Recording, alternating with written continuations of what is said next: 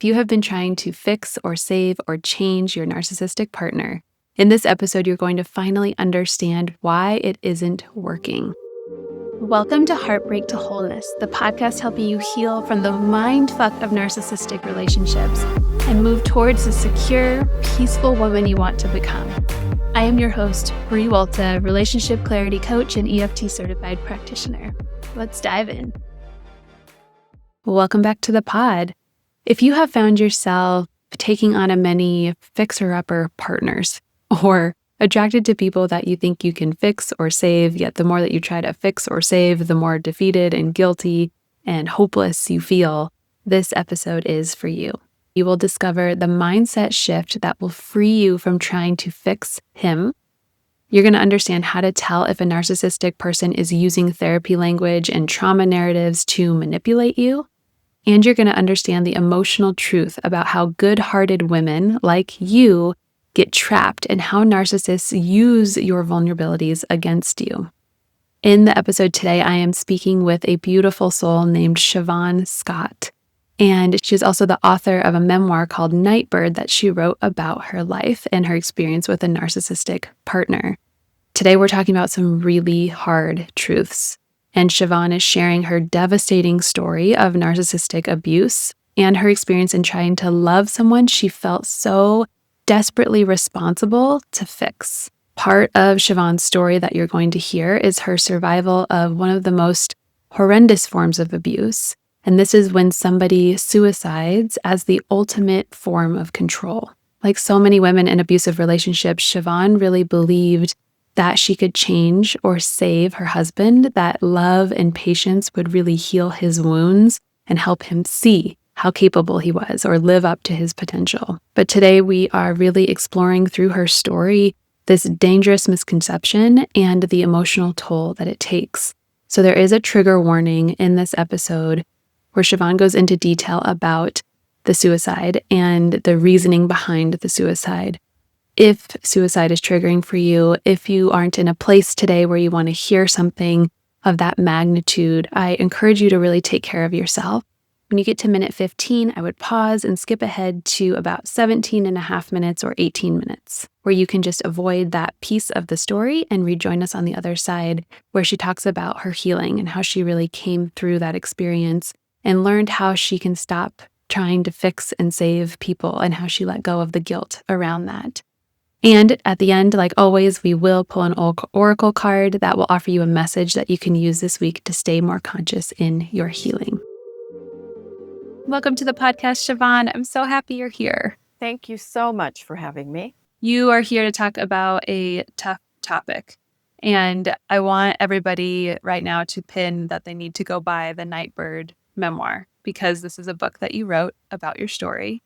And we're going to get into maybe not all of the details of your story, but a good overview of what you went through. Mm-hmm. The one thing that I was so called to when I read about the different things that we could talk about today was this saving him illusion. Mm-hmm. And I have had this illusion. So many of my clients have had this illusion where we stay for months or years well after we know that we shouldn't be there anymore, well after our mind has checked out on some degree, with the hope that if we love them harder, or if we show them another self-help book, or if we find them a therapist, that they're going to change, that it's going to get better. I did all of the above. Yes. Yes. Mm-hmm. Yeah.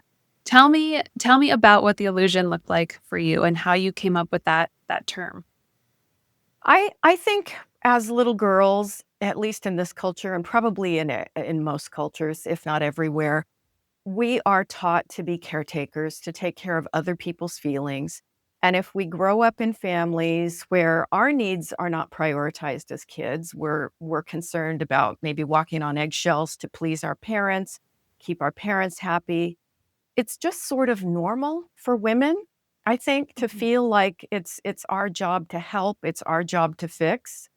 And what we know about pathological men, narcissistic, psychopathic men, they have a keen radar for women who are compassionate, empathetic, and naturally like to help people. And so it's sort of like we're a magnet for them. They're drawn to us, and they know how to appeal to that part of us that wants to help and wants to be supportive. So I think that empathy is a virtue, but it's weaponized against us. I think in my case, I was also raised in a strict fundamentalist religious faith where I was taught that it was on my shoulders to save the world. Mm. And that was, witnessing for Jesus and going door to door, trying to convert people. But I really, really had an intense sense of it's up to me to make people better and that there was going to be a magical formula.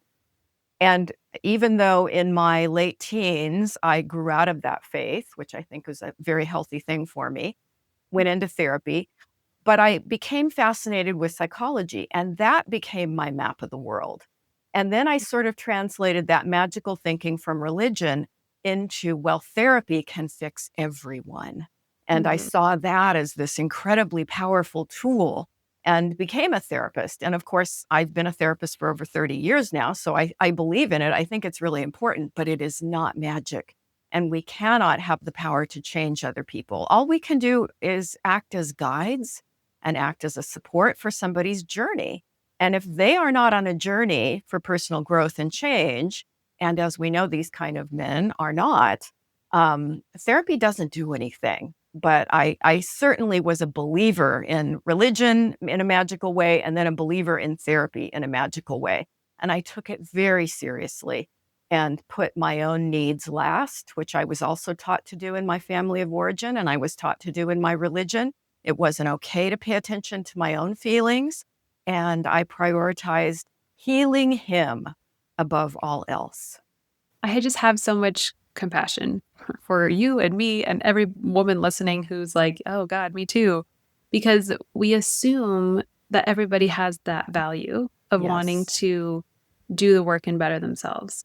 And yes. us as the empathetic person who values self-growth, we can't understand not just somebody who doesn't value self-growth, but somebody who manipulates our vulnerabilities to use against us, who says that they want to do therapy and then will just string us along long enough that, that kind of quiets us down until we bring it up again. 100%. We don't we don't act that way. We don't think in that Mm-mm, manipulative way. mm-mm, mm-mm. What did that feel like for you? What did it look like for you in your relationship when he was using sort of the manipulation to keep you believing that you could change him or to keep his control over you? What did that look like? He was so good at psychobabble because he had a bachelor's degree in psychology and he knew how to work the trauma story. He was very manipulative. People loved him. He was witty, entertaining, intelligent, but he would pull out his I had such a rough childhood story. And that always melted my heart. Well, I had a rough childhood too. He grew up in Beverly Hills and was the son of a doctor. And I doubt that he was optimally parented, but he didn't have the kind of abuse that would justify the cruelty and the psychopathic behavior that I saw from him. But I bought the abuse story, and whenever he could sense that I was pulling away or I was fed up, he could go into pathetic mode. Yeah. And, "Oh, I've had such a hard life, and my mother was so mean to me." And I swallowed it, and I would find another therapist for him, which, of course, I paid for because he did not contribute much financially because of Yeah. his problems, right? Which Yep. were he had no problem going out and smoking weed and hanging out at the record store, but as far as showing up for his lawn mowing job, which, as a 35-year-old man who mowed lawns Mhm. occasionally, we can say he was definitely under functioning, but Yeah. he partied and he had the life of an irresponsible teenage boy because he was parasitic, which is another psychopathic behavior. So if I'm being convoluted, maybe direct me back, but he would always be really good at pulling out that victim narrative when Yeah. he could tell that I was getting fed up with him. Yeah. Yeah. Because that is something that he knows pulls right at the heartstring. He Pulls at know the heartstrings. Yeah. And for the woman listening, if you have had that recurring sort of experience where you try to bring something up or you try to confront them with something, and then he falls into that victim place, that victim mindset. That is just what that is. That's them using their story, and sometimes it's not even true. I found out after his death and I connected with his family that much of what he talked about never happened. But it Yeah, sounded dramatic and it yeah, worked. yeah, And he was a master. If he knew I was really at a place of being done, he could turn on the tears. yeah. And oh my, a man who was shedding tears really melted my heart until I saw him do that with other people in other settings, be tearful in the phone call, and I describe an incident with that in the book where he just turned it on and it was an acting job. He hung up the phone and he started laughing. And that was a blood runs cold moment for me because it's like, Yeah. wow, who could do that? Who could do Yeah. that? I mean, it was just the strangest thing to witness. So for me, it took a long time for me to come into my awareness of number one, I didn't deserve to be mistreated. And number two, that there was very intentional manipulation going on because I just did not see it for years. To go back to what you said, that he had the therapy babble, like the psychobabble, like Hmm. down. Hmm. I also had that experience where my ex was in the mental health addiction world Hmm. and knew all the language. He knew all the trauma stuff, how to present his trauma. 100%. Yep. So how can we help listeners be able to identify, if somebody's full of shit around that, or if they actually value therapy or understand, are using it in terms of their self-growth and not a manipulation? It all goes back to how do they behave? Are they changing their behavior? And if they're not, whatever the reason they're in therapy, for my husband, it was the anger outbursts were the real problem. Because when he wasn't angry, he was delightful and he nurtured me and he was compassionate. But that was just a veneer.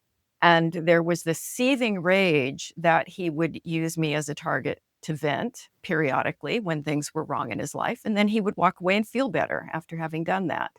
Yeah. And so I look back now and I can look at times he would go to therapy. He always charmed the therapist because he had the lingo down and he would say what they wanted to hear. He never talked about his rage episodes and they never changed, they never Yeah. abated.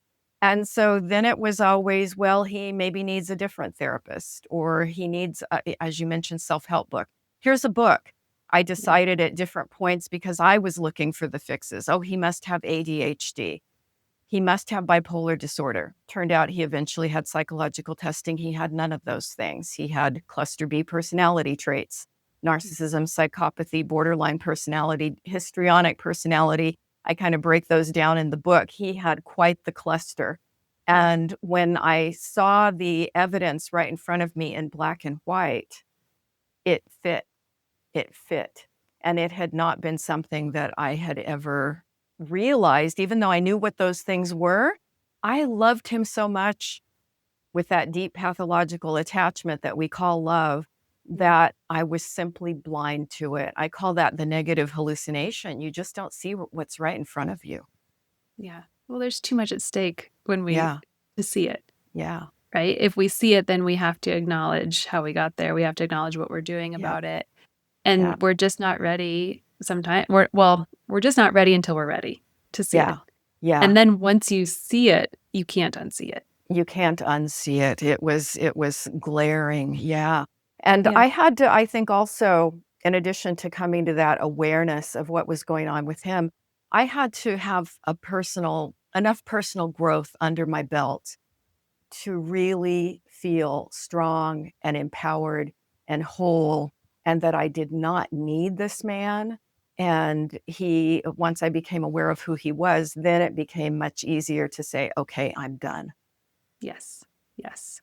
We have to have that sense of self as our like true Mhm. north, because Yeah, these relationships will spin us around in the fog. And if we don't have that grounding center, if we don't know who we are, what we stand for, what we will take, what we won't take, that gets to be a very complicated, tangled place mhm, to be mhm, in. And mhm. I know part of part of your journey was him using the threat of suicide as, again, this control technique.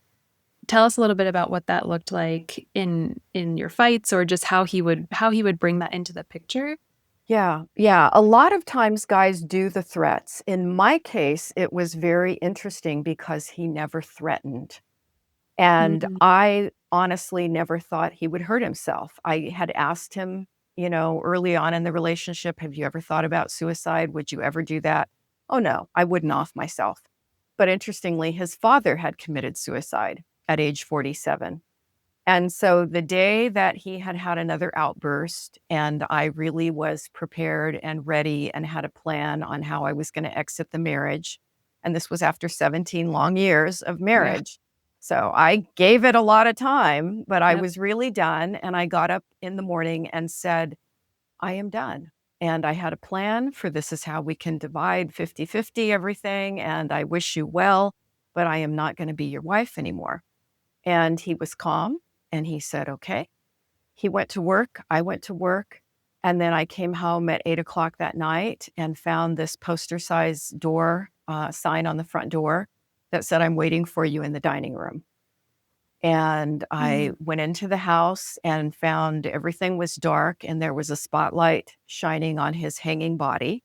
Oh my gosh. And it was literally out of a horror movie, Yeah. and something I never would have imagined I would see. Wow. And I see that now. I took a deep dive into research on suicide and the different types of suicide and the meaning behind suicide. And that was an extension of the abuse. It was a desire to punish. It was rage induced because we so often think of suicide as based in depression. And Mhm. most of the time it is. But there's also a category of suicide that's based in rage. And these are the guys that will pull out the gun in the middle of the argument and shoot themselves right in front of her. And I talk about Yeah. some of those stories in my book because I've run into them in my work as a therapist. Or Wow. in the worst cases, they shoot the kids and shoot her and shoot themselves. And that's what's behind that. It's not depression, it's anger. And you usually find these incidents when the woman is trying to leave the relationship or has just left. I just want to take a moment to pause and let the listeners take a breath, just acknowledge you in in experiencing that, because that is out of a horror film, and that is something that you should not have had to see or endure or have to have made understanding around in the first place. It That is in definitely, yeah, it broke my brain for a while. It yes. definitely threw my thinking brain offline. I was stuck in fight or flight for weeks and took a tremendous amount of help and support to get myself back. But I hope the book is ultimately not about my brokenness, although that is in there, because there are things that will break you, and that was one that broke me. But there's healing, just as there's being broken, and life is good now. And it didn't take that long. I would say I had a bad few months, but because of the help and support and the tools and the good therapy I was given, I was able to find myself again and come back stronger than ever. Absolutely. When we can make understanding and meaning of our experience, we can then Yes. use it as from a place of strength. Yeah. And for women listening, I in my experience with my ex, I had the threats of Mhm, of him hurting himself. And mhm. they weren't always threats of I'm going to kill myself, but they were threatening enough that I didn't feel comfortable leaving and then therefore being responsible. That was the thought Of process that I course. had. Of course. What would you offer the listener who maybe is in that experience of she's hearing these things from her partner that don't feel good about him Mhm, wanting to hurt mhm, himself or hurt somebody else or, mhm, end his life? mhm. What advice would you give her in I moving? Yeah, I would frame that, and I do hear that from other women because I work a lot still with women in domestic violence relationships. I frame that as the ultimate form of abuse. That kind of emotional blackmail is so incredibly cruel, and that's definitely the sign that this is a person you need to get away from, and I wanna give them all the support that I can to have the strength and the resources to make the plan to get away because no one who loves you legitimately loves you would ever treat you like that, would ever say those kinds of things. And I go back to the C's. You didn't cause it, you can't fix it, and you are not responsible for the choices that this person makes. And that's what I had to really come to embrace in my own healing after my husband's suicide, was that his life was his own. And all the time I thought I could cure him, or the times I thought I caused him to have the blow up and behave in his abusive way, none of that was true. I never had the power to fix him. If so, I would have done it before 17 years, right? It would have worked right away if there was something that would do it. But that Yeah. was just a myth that I had bought into. And so I really want to help women separate themselves from that idea, that enmeshment, that his journey is my journey, or I have influence over his journey. And it was interesting because he was 47 when he did it.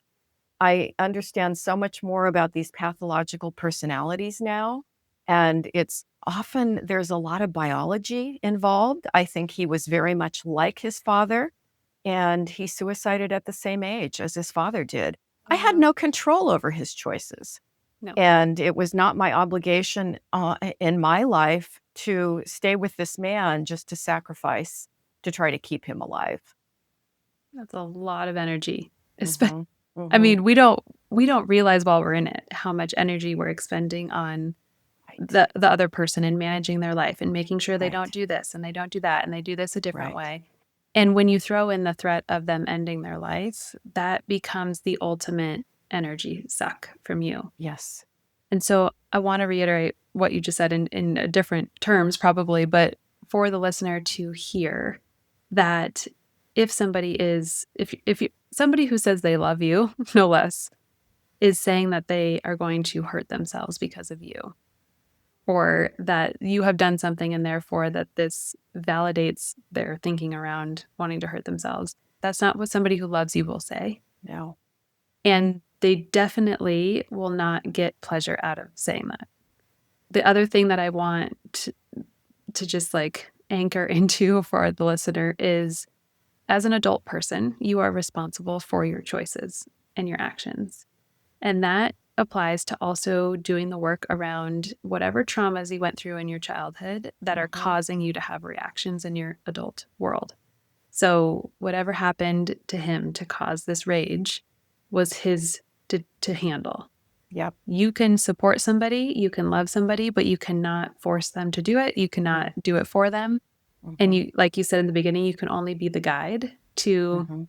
the resources. You cannot create the intrinsic motivation that's needed for somebody to do this type of work to heal.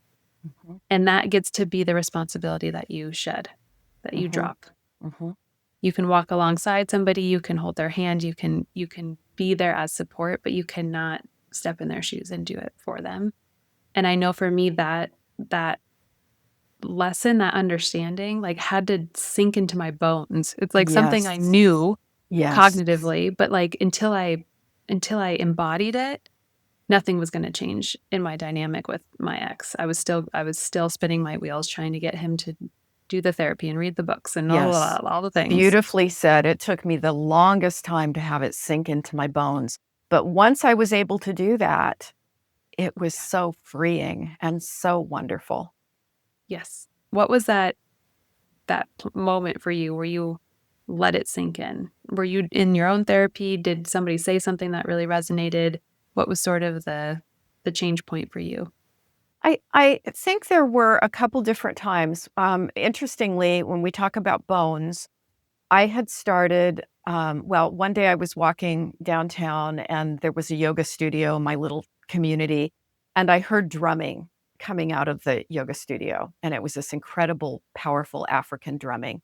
Mhm. And I was drawn to it. And I went in to see what was going on. And it was an African dance class, and it was a new group with this wonderful woman from Africa who was so passionate and enthusiastic and just strong. And I went in and she beckoned me over to join the class. And I had never done anything like that before, but I felt a shift internally. And so I'm a big believer in the mind body power and the connection. And as you say, we know things cognitively. But things shifted in me, and I talk in the book about how that shifted physically for me just Yeah. from that African dance class. And of course, I signed up and kept going, and it was just so empowering. Mm. And to this day, it's about 30 years ago, I still love dance. I'm not doing African anymore because it's a little bit too athletic for my aging body, but I do all kinds of other dance, and it's just been so good for me. So I think that's an example of that bottom up healing experience, finding something that just brings us a sense of competency and strength and power. Mhm. And then I backtracked after his suicide, or I backslid, and because I was so traumatized by his death, I completely bought into what he wanted me to buy into, which was, I caused this. I caused this. And when people were coming around to try to comfort me after his death in the days and weeks after that, I would tell everybody, it's my fault he died. I did Mm. this, Yeah. which I knew I wasn't supposed to think, but that's Yeah. what I was thinking. And so I eventually found, it took a couple therapists who didn't really understand suicide very well, but I eventually found one that specialized in it because he had had so many suicides in his family.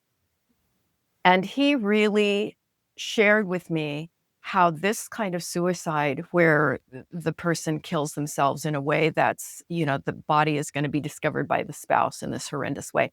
He said this was an act of aggression. And that really helped me see, wow, okay, this was not something I caused. This was his choice. And it was just an extension of another tantrum, another rage episode. And that also helped me feel like I could disconnect from that false narrative of, oh, I had responsibility for him somehow, or had responsibility for his choice. So I think it was just a combination of things and probably layers of other things that Yeah. I was at that point able to feel anger at the mistreatment, the 17 years of mistreatment, Yeah. and the mistreatment in the way that he chose to end his life. And I saw very clearly this was his choice. No one scripted this path for him. This was his decision. And sometimes you can be so angry. And again, I think for a person like you or me, it's impossible to imagine being so angry at someone that you would destroy yourself, Yeah. but it happens. And I studied with a researcher from Harvard about suicide and the different types. And it actually happens a lot, but it's something that's not talked about because I think so often it's usually the man who does it. And women end up feeling so much shame and guilt and trauma about it. They don't talk about it, which was one of the things that made me want to write the book because I hope that this brings it out so that people can move on from it when it happens to them. Yeah. It, it's powerful. It's a powerful story. It's a powerful experience. And I'm so glad that you found your way through that darkness, that thing that could have sucked you very well down Yeah. into despair that was, that you couldn't get back out of. Yeah, I had a very dark period of time, and I talk Yeah. about it in the book in the early part. I didn't wanna die, but I didn't know how to live, Mhm. and I needed the support of some incredibly wonderful people. Fortunately, I have a lot of friends who are therapists. So, Yeah. Yeah. 2 of my best friends were an older couple that were both psychologists, and they actually took me into their home and basically created a little treatment program for me, Oh, 24/7 for 3 weeks, I stayed with them. wow. And so I talk about Yes. how those healing connections can bring you back when you're very broken. And Yeah. I will be forever grateful that he didn't kill me, that I Yeah. survived, and that I've had a wonderful 21 years since this happened, Mm. and I'm gonna enjoy every day of my life. Yeah. So good, Siobhan. Thank you. Thank you for sharing your story. Is there any last words of wisdom that you want to leave the listener that's resonating with this today? I think just to continue the focus that, relationships aren't meant to be a test of how much mistreatment our nervous systems can tolerate. Yeah. And so many of us, we're strong. We can tolerate a lot. It may be that our childhoods forced us to be strong and tolerate a lot, but that's not love. And that's the message I hear you saying over and over. And I'm 100% right there with you. Yes. If it's pain, it's not love. Yeah. Okay. Well, to end the episode, I would love your help pulling an oracle card for the listener. Okay. So the way that I have the guest help me do this is just by closing their eyes. So go ahead and bring your eyes to a close. We're just going to tune in and ask, what is the message that wants to come through for the listener today? And whenever you feel like the shuffle is complete, I want you to tell me when to stop. Stop. Okay, we got lay it down, which is a picture of a bug, it looks like, laying down. It looks like a big piece of poop, but it's probably not that. Okay, lay it down. You have been carrying your shit for too long. It's time to lay it down. What started as a simple, generous act of carrying someone else's load has snowballed into the boulder that weighs you down. Maybe you are so used to it that you think you love it, or that it connects you to your identity, or that it was always yours to hold. Allow yourself to remember that the burden you bear is no longer serving you. Lay it down. Let it roll away. You might even miss it initially or look around for it. Lay it down.